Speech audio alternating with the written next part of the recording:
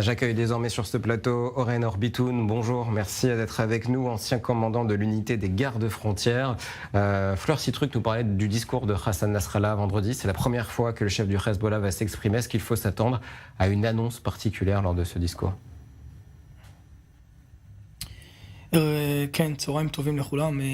Bonjour.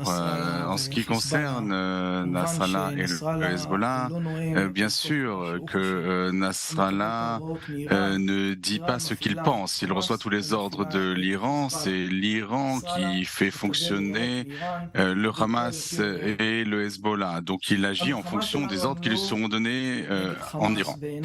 Nous nous battons ni contre le Hamas ni contre le Hezbollah. Bien sûr, nous combattons le Hamas, mais la véritable guerre est face à l'Iran. Et il faut bien comprendre l'ampleur de cette guerre.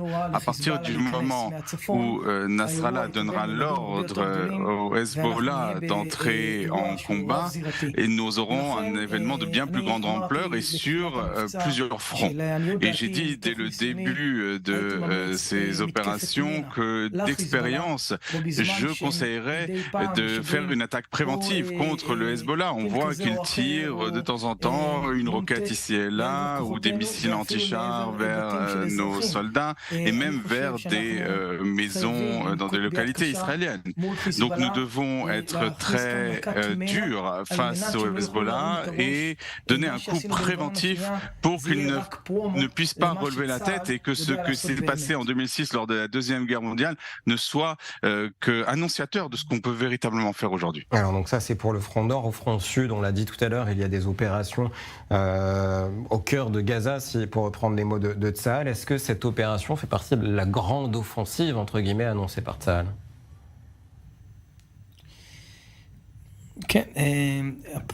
Oui, ces opérations chirurgicales, comme on les définit, des opérations sélectives au cœur d'une population hostile, c'est-à-dire c'est donc combat en zone urbaine.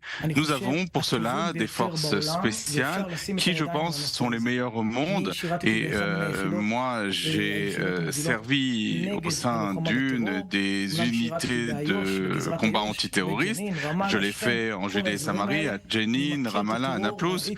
Et donc, j'ai vu ce qu'était le terrorisme et j'ai vu la mort en face à plusieurs reprises.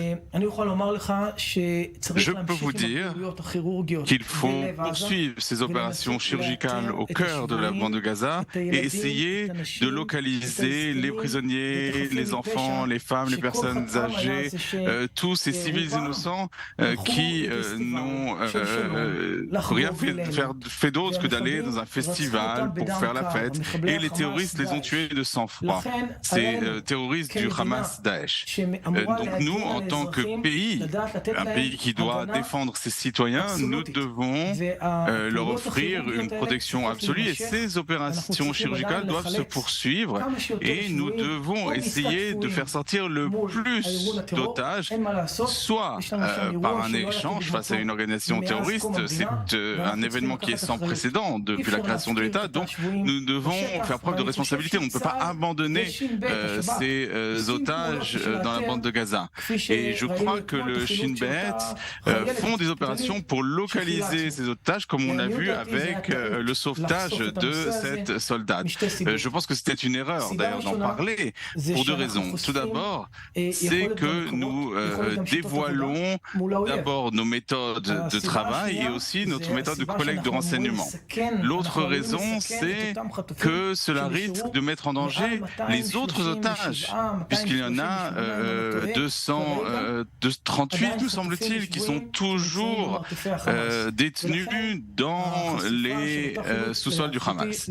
Donc, d'avoir dévoilé cette opération de sauvetage, à mon avis, était une grosse erreur. Alors donc le front nord, le front sud, plus au sud encore il y a Eilat. La station balnéaire israélienne a été visée aujourd'hui par des missiles balistiques de la part des Houthis. Au Yémen, est-ce qu'il faut s'inquiéter de cette menace des Houthis? Est-ce que ça peut vraiment faire peser la balance, faire pencher la balance?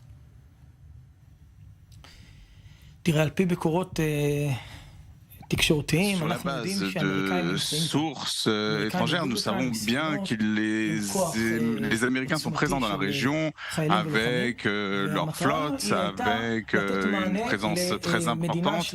L'idée était de répondre si un pays tiers ou une organisation tierce voulait se lancer dans les combats et s'impliquer dans cette guerre. Je ne vois pas là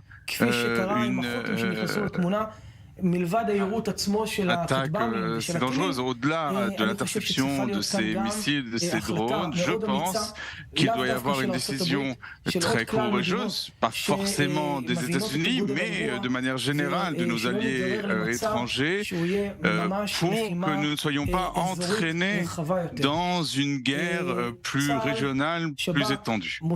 Le Tzal, le Shin Bet, le Mossad observent ce qui se passe sur divers fronts. Mais nous ne pouvons pas oublier ce qui se passe en Judée et Samarie. Pour l'instant, ils sont relativement tranquilles, mais nous risquons, s'ils le décident, de nous trouver dans une troisième intifada et aussi de se retrouver dans une situation comme dans l'opération Gardien des remparts avec les Arabes israéliens. Pour l'instant, il faut utiliser toute notre puissance pour écraser le Hamas, pour le déraciner, et aussi il faut s'y prendre à la tête de l'hydre, qu'elle se trouve dans la bande de Gaza ou ailleurs. Merci beaucoup Ren Or Bitoun d'avoir été avec nous, ancien commandant de l'unité des gardes frontières. Merci d'avoir été notre invité cet après-midi.